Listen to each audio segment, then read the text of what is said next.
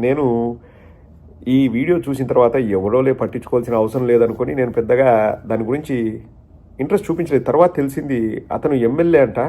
ఆ ఎమ్మెల్యే కూడా ఏం చేశాడో ఒక నెల క్రితమో 2 నెలల క్రితమో అనేది తర్వాత మాట్లాడుకుందాము.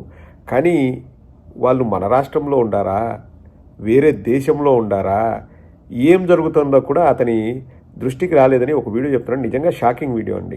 మనము ఏదో వ్యూస్ కోసమో లేకపోతే తమ్ముళ్ళలో షాకింగ్ అని పచ్చ మీడియాలో పెడతారు చూడండి. ఏం జరిగినా కానీ ప్రపంచంలో ఏం జరిగినా జగన్మోహన్ రెడ్డి గారికి షాక్ అని.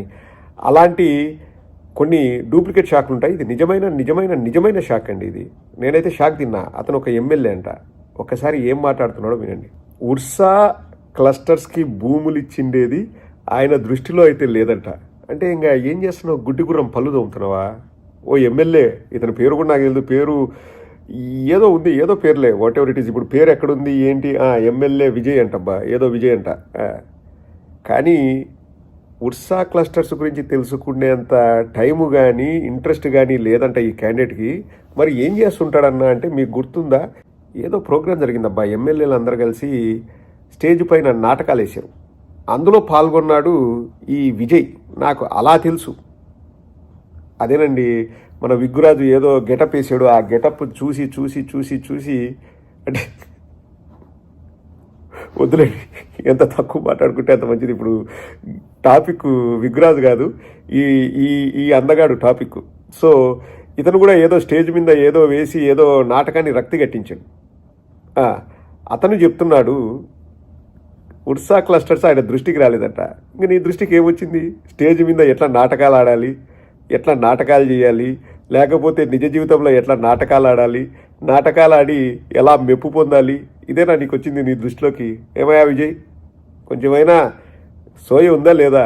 ఆంధ్ర రాష్ట్రంలో ఉండవా లేదా?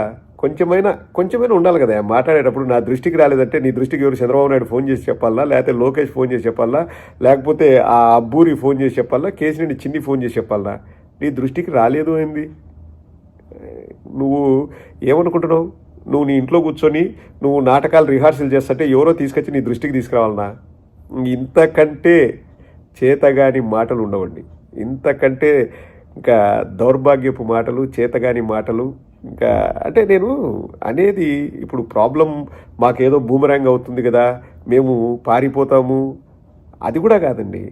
ఒక మెంబర్ ఆఫ్ లెజిస్లేటివ్ అసెంబ్లీ పొజిషన్లో ఉన్న వ్యక్తికి రాష్ట్రంలో ఏం జరుగుతుందో నా దృష్టికి రాలేదు, నాకు తెలియదు అంటే ఇంకా అంతకంటే దౌర్భాగ్యం ఏముంటుందండి? ఇంకా వాళ్ళకి వేరే పనేముంది? ఎమ్మెల్యే అయిండేది దేనికి? గుడ్డి గుర్రం పళ్ళు తోమడానికా, గాడిదలు గాయడానికా ఎమ్మెల్యే అయిండేది? ఇటువంటి మాటలు సిగ్గుచేటు విజయ్. స్టేజ్ల మీద డ్రామాలు ఇవన్నీ తర్వాత కూడా ఆడొచ్చు.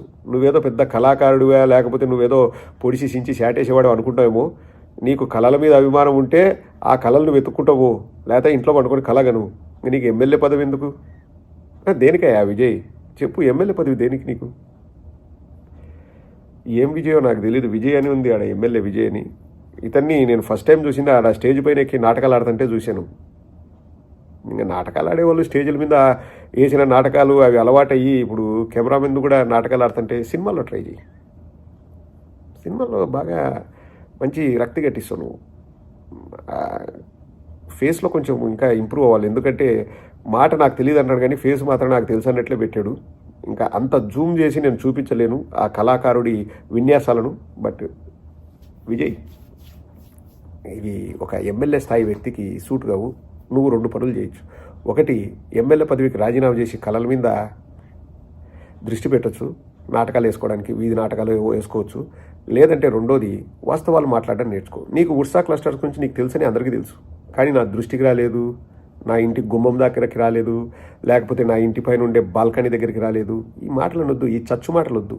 చాలా చండాలంగా ఉంటుంది వినడానికి కూడా. ఓకే.